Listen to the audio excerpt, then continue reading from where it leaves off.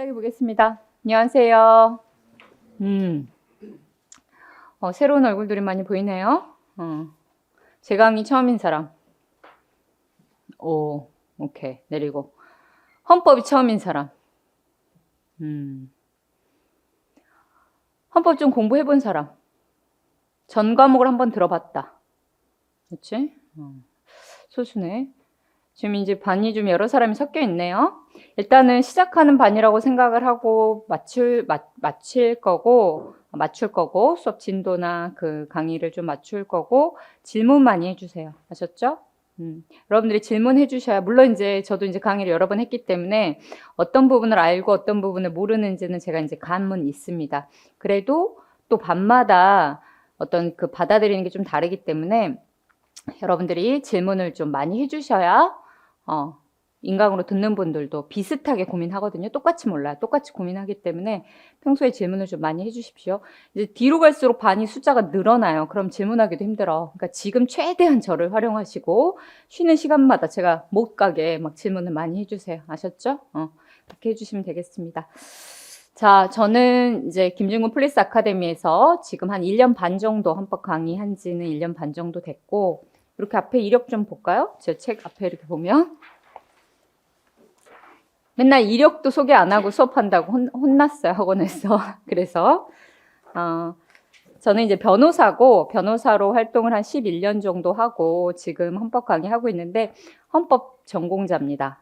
대학원에서 헌법 석사, 헌법 박사 학위를 받지 못했고 박사 수료 상태인데 어쨌든 헌법을 전공을 했어요.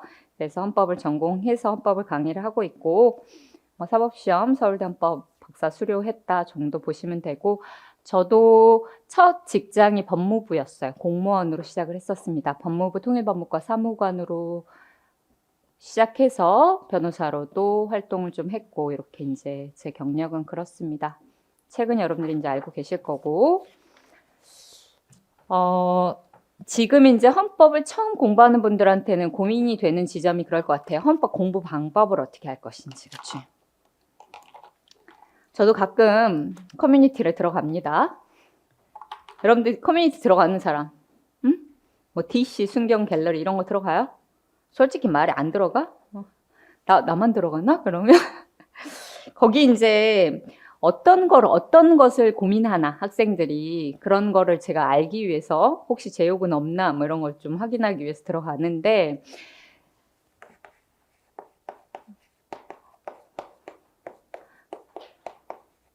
형아들 저 헌법 초시생인데요. 어떻게 헌법 공부해요? 이렇게 이제 물어봅니다. 그럼 그 형아들이 뭐라고 대답해 주는 줄 알아요? 기본 강의 듣지 마. 기출만 돌려. 이렇게 합니다. 기출만. 100개의 글을 보면 한 90% 이상은 기출만 반복해. 이렇게 합니다. 그러면서 이렇게 합니다. 나 누구 듣는데 뭐랑 기출 반복했더니 항상 정해진 답이 이겁니다. 42.5점 나왔어. 그러니까 기출만 반복해도 돼. 이렇게 얘기합니다. 이런 시험도 있었어요. 지금 우리가 경찰 시험이 22년 1차, 22년 2차, 그 다음에 23년 1차, 23년 2차 이렇게 됐죠. 이 두 개 시험은 기출로 커버가 됐던 시험입니다. 그런데 이 두 개 시험은 기출로 커버가 안 됐어요. 상당히 난이도가 중상 이상이라고 평가가 됐습니다. 그럼 여러분들이 이번에도 그럼 24년 순서상 1차는 기출만 해도 되네. 그치? 근데 여러분들 지금 무슨 대비죠? 24년 2차죠. 그럼 순서상 기출로 돼, 안 돼? 안 되죠. 일단 여러분들은 기출로 안 됩니다. 패턴상으로도, 그쵸? 그러니까 기출로 하려는 생각은 버리라는 거예요. 그리고 요 있잖아요. 제가 이제 체크한 이제 여러분들이 보게 될 것까지 해서 요걸 보면 기출이 된 판례는 맞습니다. 유명한 판례라는 거예요. 유명한 판례. 근데 그 판례를 기출의 표현, 우리가 기출 지문이라고 하죠. 지문이 그대로 나왔냐? 아니라는 거예요. 변형을 했다는 거예요. 변형. 요거는 맞는데 변형을 했다고. 그러면 어떻게 해야 돼요? 판례의 내용을 정확히 이해한 사람은 요것도 맞추고 요것도 맞추죠. 근데 지문만 외운 사람은 판례에 대한 이해가 있어요, 없어요? 없죠. 그러면 요건 맞출 수 있지만 요건 틀립니다. 이렇게 되는 거예요. 그래서 기출을 반복하는 게 요 세 개의 쉬웠던 시험에서는 이게 가능할지 몰라도 이번 기출을 반복했던 사람들이 23년 2차에 어떤 점수를 맞았냐? 요 점수 절대 못 맞았어요. 대부분 32.5점에서 잘 봐야 37.5점이 나왔습니다. 그러면서 이제 그 사람들도 야, 이렇게 해도 되나? 의심이 조금 생기기 시작했죠. 공부를 내가 오래 했는데 기출을 내가 지금 기출문제집 뭐 누구 선생님 거 기출문제집을 10번 이상 봤는데 이번에 점수가 요거 나왔는데 어떻게 다음번에도 이 점수가 보장되냐? 아니라고 스스로도 회의를 느낀단 말이에요. 그래서 기출 반복만으로는 안 된다고 저는 단언컨대 말씀드릴 수 있을 것 같아요. 그래서 헝아들은 기출을 반복하라고 알려주는데 이렇게 되면 끝에 어떻게 되냐면 기출이 변형돼서 나오거나 천본 지문이 나오면 멘탈이 흔들립니다. 나 공부 잘못한 것 같은데?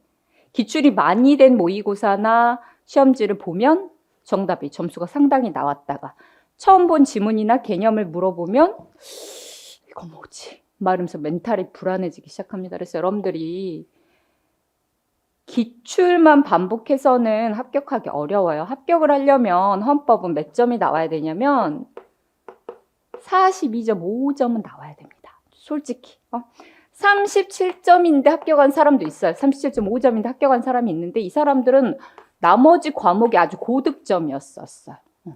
그래서 합격한 거지 결국은 합격하려면 진짜 낮게 잡아도 40점 이상을 맞아야 되는데 기출 반복만으로는 안 된다는 거예요. 그래서 기출만 반복하려는 그 편안한 방법을 생각하지 마시고 저를 따라오시면 되는데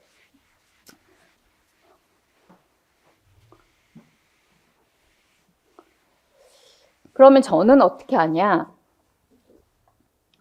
여러분들이 지금 1월부터 강의가 시작하죠. 1월부터 4월까지가 기본 이론 강의입니다. 그리고 5월, 6월이 뭐겠어요? 기출. 7, 8월이 뭐 우리 이제 60일 이렇게 진행이 되죠. 4달 이론 강의, 2달 기출, 그 다음에 60일 작전, 다지기. 총정리가 60일입니다. 그럼 사실은 여러분들이 긴 시간은 아니에요. 4달 안에 헌법을 기본 이론을 배운다라는 것입니다. 이 기본 이론을 저는 키워드 헌법 상하 기본서로 강의합니다. 기본서. 근데 제 기본서를 딱 펼쳐보면 어떻게 되냐면 기출된 것만 들어있는 거예요. 판례의 문장과 기출로만 이루어져 있습니다. 학설, 학술, 뭐 이론적인 거 정말 필요한 것만 표로 간략하게 요약을 해놨고 기출 가능성이 있는 판례와 판례의 문장과 기출 지문 OX로 이렇게 이루어져 있단 말이에요. 그리고 판례마다 제가 밑줄을 다 그어놓고 지난 글씨까지 표시하고 끝에다가 무슨 시험에서 몇 번 기출됐는지 이 표딱지를 다 붙여놨습니다. 그러면 여러분들 판례를 볼 때 이 표딱지가 강조온 거죠. 그리고 어디에 수출제가 됐는지 밑줄이 그어져 있고 지난 글씨까지 표현되어 있기 때문에 기본서로 전 솔직히 4달만 수업 듣고도 합격할 수 있다고 생각해요. 기본서만 열심히 본 사람이 합격할 수 있을 정도로 제가 기본서를 만들어 놨기 때문에 여기에서 사실은 80% 채워집니다. 그리고 여러분들이 이걸 들으면서 복습으로 기출을 푸는 것을 권장을 드려요. 그래서 기출은 스스로 복습을 한번 풀어보고 기본서에 나온 게 기출에 이렇게 나왔네?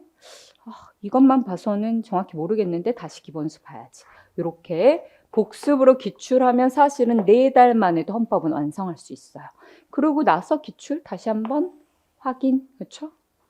반복. 복습할 때 기출했고 기출 강의 때 반복을 하는 거죠. 반복. 그런 다음에 이때 60일 때 최신 판례까지 더해서 그동안 배운 총 지문, 이번 거 기준으로는 제가 1735개 지문을 제공을 하거든요. 60일 작전에. 그러면 요걸로 총정리가 된다는 거야. 최신 판례, 최신 기출까지 다 들어있으니까.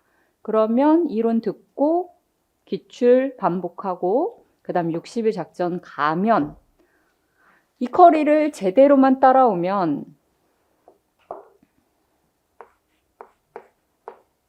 45점이 나옵니다. 45점이 나와요. 여러분이 바보가 아니라는 전제합니다. 그렇죠? 45점을 제가 약속드릴 수 있어요. 근데 저는 사실은 50점을 목표로 강의하는 사람이긴 합니다. 그러면 선생님 요거는 어떻게 채우냐? 열심히 하는 걸로는 안 돼요. 두 문제는 어떻게 하냐면 센스가 필요합니다. 센스. 우리가 리걸 마인드라고 부르죠. 하나를 알려주면 하나를 아는 사람이 있고 하나를 알려주면 요것도 좀 비슷한데 두 개를 조금 생각해보는 사람이 있습니다. 개념에 좀 밝은 사람들, 문장, 국어력이 좀 좋은 사람들. 이 센스는 국어력에 가까워요. 좀 문장을 쫙 이해 잘하는 사람들이 센스를 발휘해서 요거 처음 봤는데 요거 뭔 말인 것 같아. 이런 센스가 발휘되면 이 50점까지 갈 수가 있습니다. 근데 여기까지는 사실은 50점 안 맞아도 합격할 수 있잖아. 그렇지? 45점까지는 제가 만들어 드릴 수 있고 스스로 요 센스, 국어력을 발휘하는 것은 여러분들한테 좀 달려 있습니다. 그리고 이제 마지막쯤 되면 제가 이제 찍는 기술도 알려드려요. 1번, 4번 나오면 4번 찍어, 뭐 1번 찍어 이런 것들도 기술도 좀 알려드립니다. 그것도 센스지, 그치? 찍기 기술까지 해서.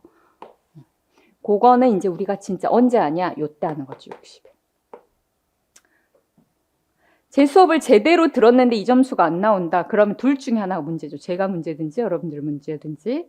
근데 커리를 제대로 처음부터 잘 다졌던 사람들은 다 안정적으로 이 점수를 맞았으니까 여러분들이 이 점수 갈 수 있을 거라고 생각합니다. 실제로 지난 23년 2차 시험 때 저희 반에서 50점 만점이 나왔어요. 저한테 인증까지 해줬어. 50점 만점. 그리고 합격한 대부분의 남경이든 여경이든 안정적으로 합격한 친구들은 47.5점, 한 문제 틀렸습니다. 왜? 센스가 부족해가지고. 센스가 부족해서 한 문제 정도 틀렸는데 이 점수가 나오는 걸 제가 확인했기 때문에 이렇게 기본 이론 강의로 강조해서 공부하는 방법이 맞는 방법이다. 왜냐하면 지난 2차 시험이 어려웠다고 평가했죠. 그런데도 수강생들이 요 점수가 나왔기 때문에 여러분들도 저를 좀 신뢰하시고 이렇게까지 해야 돼? 처음에는 그런 말이 나올 수 있어요. 왜냐, 이게 상당히 분량이 많으니까. 그렇죠? 분량이 많지만 한번 따라와 주시면 다른 사람들은 이제 뒤로 갈수록 헌법이 불안하단 말이야. 헌법을 찾아보면 그래. 헌법이야말로 손에 제일 안 잡히고 감으로 푸는 것 같아. 이런 느낌이 드는데 우리는 어떻게 하냐. 이게 다져지면 나는 확실히 알고 푸는 느낌이야. 감이 아니라 감이 있는 사람들은 기출을 반복한 사람이 감입니다. 우리는 감이 아니라 확실히 알고 푼다.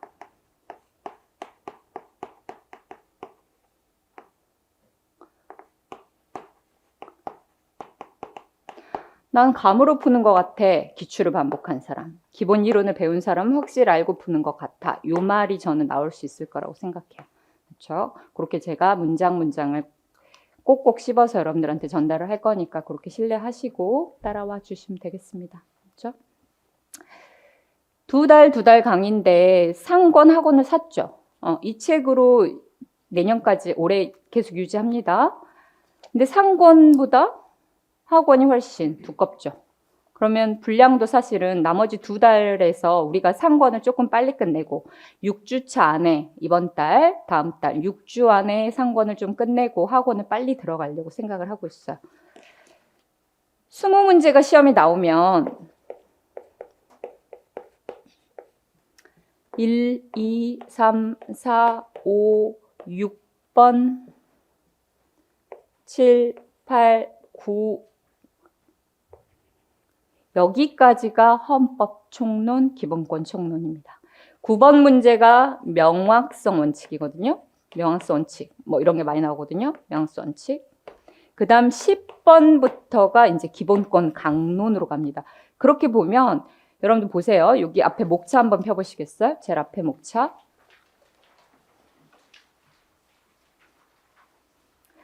명확성 원칙이 어디서 나오냐? 죄형법정주에서 우리가 배우게 될 건데 나중에 형사법에서는 32번 키워드 오른쪽 32번 보면 기본권의 제한과 한계로서 세 가지 원칙을 거기서 배우는데 두 번째 원칙이 명확성 원칙이죠.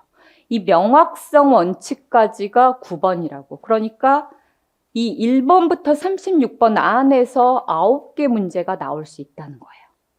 그러니까 사실은 이게 엄청 얇지만 뭐다?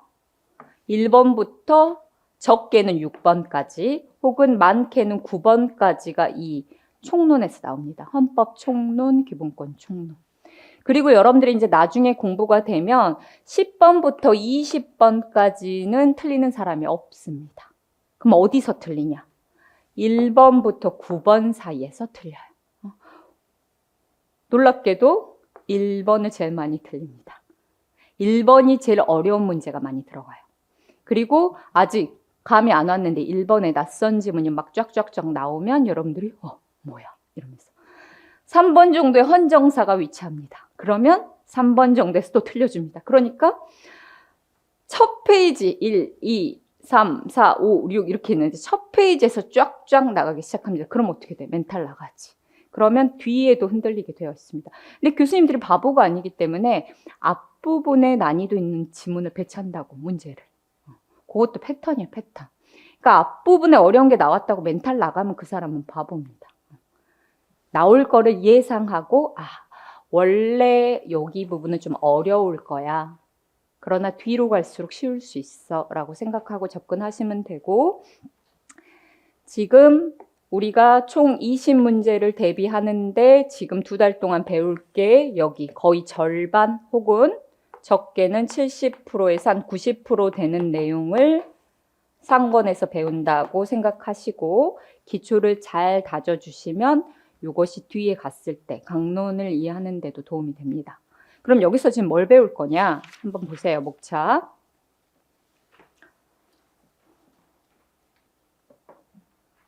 헌법의 개념, 관습헌법, 헌법의 특성, 헌법의 해석, 합헌적 법률 해석.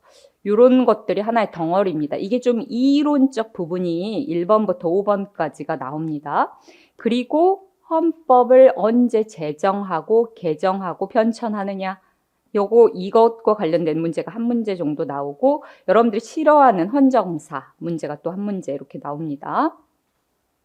그 다음에 헌법은 너무 중요한 거기 때문에 헌법을 지키겠다.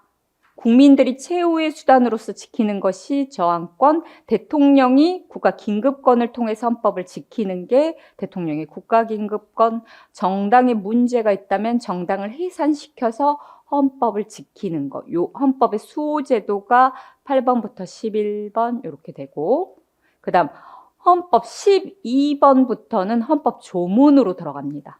헌법 조문을 펼쳐보면 헌법의 전문이 제일 앞에 있고 그 다음에 1조, 2조, 3조, 4조가 시작해요. 그래서 헌법 전문 그리고 1조부터 9조까지를 헌법 총강이라고 부릅니다. 그래서 헌법 1조 대한민국은 민주공화국이고 대한민국의 주권은 국민으로부터 나오고 이런 게 1조.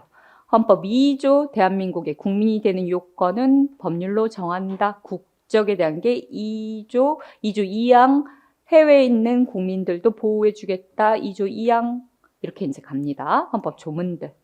그리고 여러 가지 원칙, 원리가 나오는데 국민이 주인인 거, 우리는 민주주의, 자유민주주의를 정치적으로 추구한다는 거. 그리고 사람이, 왕이 다스리는 게 아니라 법으로서 다스린다는 법치국가 원리. 법치국가 원리의 소급입법, 신뢰보호, 체계 정당성 원리. 이것이 다 법치국가 원리의 세트들입니다. 그래서 어떤 국민주권, 자유민주주의, 법치주의를 쭉 배우고 경제에 있어서는 사회국가, 사회적 시장경제 질서라는 것이 또 하나의 큰 원칙, 원리다라는 것을 배우게 됩니다. 그리고 소비자들의 권익을 보호하기 위해서 경제 관련해서 소비자 보호 운동을 별도로 하고 있고, 우리는 문화, 전통과 문화를 중시하는 나라다. 문화국가, 그리고 세계적으로 평화를 지향한다는 국제평화주의까지가 헌법의 기본 원리 원칙들입니다. 그래서 헌법이란 뭐냐를 위해서 배우고, 그 다음에 헌법을 지키기 위한 제도들을 배우고, 헌법의 총강으로서 여러 가지 원리 원칙들을 헌법 총론에서 배웁니다. 그 다음 기본권 총론으로 와서 보면, 그러면 기본권은 뭐냐? 기본권의 개념. 기본권은 쉽게 얘기하면 뭐예요? 인권? 여러분들이 인권이란 말은 많이 들어봤죠? 인권. 인권보다는 조금 더 확대된 개념입니다. 기본권은. 정치적 기본권, 참정권, 선거권, 공무단임권, 그렇죠? 사회적 기본권으로서 인간다운 생활할 권리, 여러 가지 기본권들이 있는데, 그런 기본권들의 개념, 그 다음에 어디까지 보호해 줄지, 기본권은 어떤 성격이 있고 제도 보장이라는 것과는 어떻게 다를지, 기본권은 누구부터 어디까지 인정해 줄 것인지, 그게 주체 문제. 반드시 한 문제 나오는 파트입니다. 주체. 그리고 기본권으로 인정된다면 어떤 효력이 있고 국가는 그 기본권을 보호하기 위한 의무가 있다는 내용. 여러 가지 기본권들이 경합되고 충돌되는 문제. 그리고 모든 국민의 기본권은 제한할 수 있지만 그 제한에 한계가 있다는 것. 그 한계로서 세 가지 원칙. 또 과잉 금지 원칙이 대표적 원칙인데, 이런 과잉 금지 원칙, 비례 원칙이라고 불리는 원칙들을 여기서 배우고, 기본권을 제한하더라도 그 본질적 내용은 침해할 수 없다는 것이 본질 내용 침해 금지 원칙.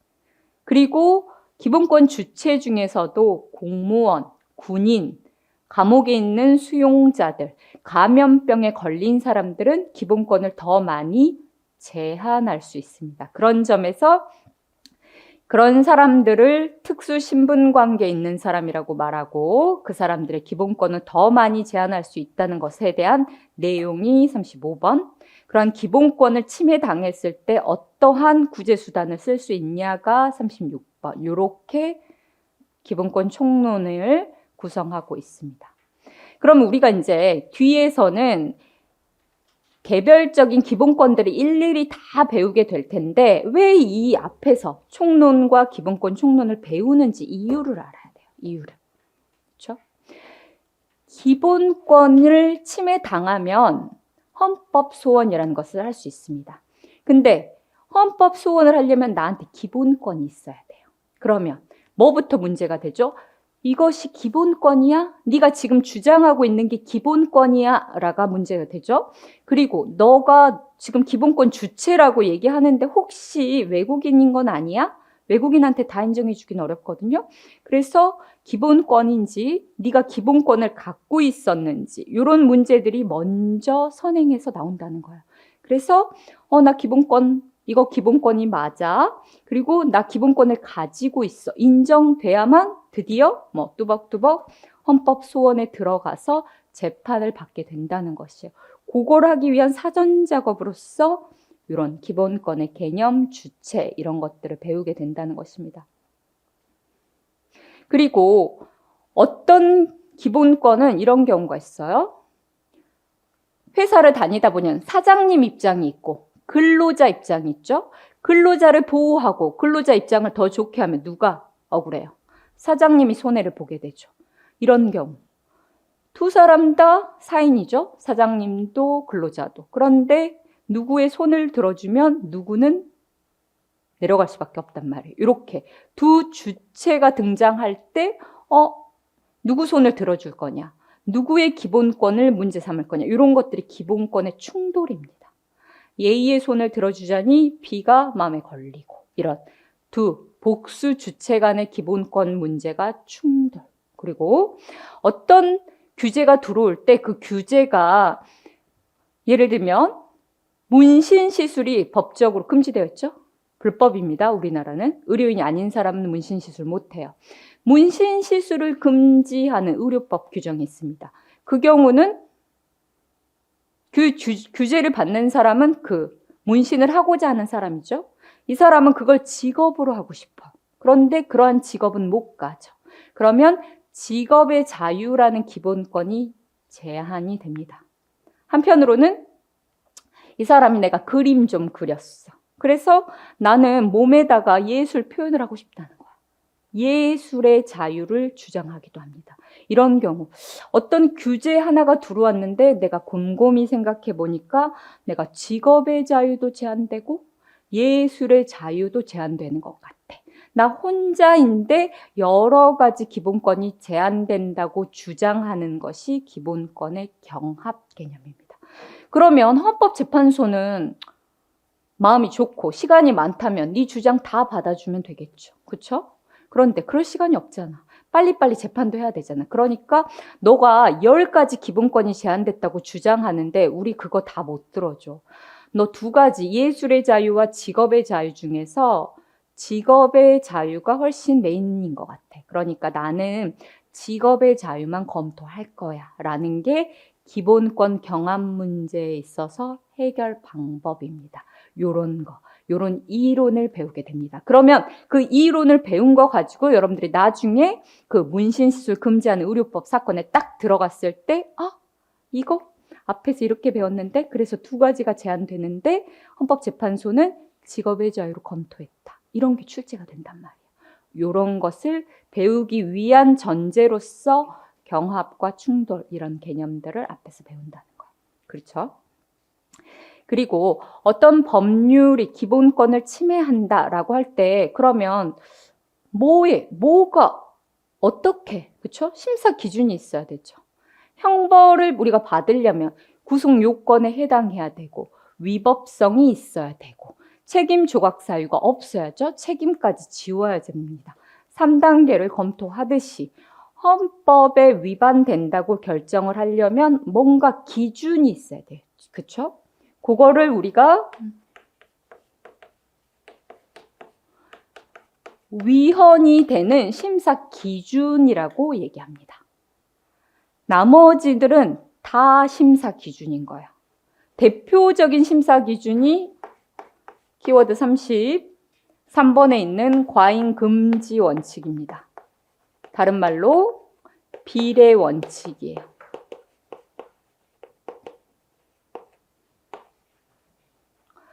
목적의 정당성, 수단의 적합성, 피의 최소성, 법익의 균형성 이렇게 말하는 4단계를 검토하는 과잉 금지 원칙을 가지고 위헌인지 아닌지를 판단하겠다는 거. 이게 심사 기준의 대표.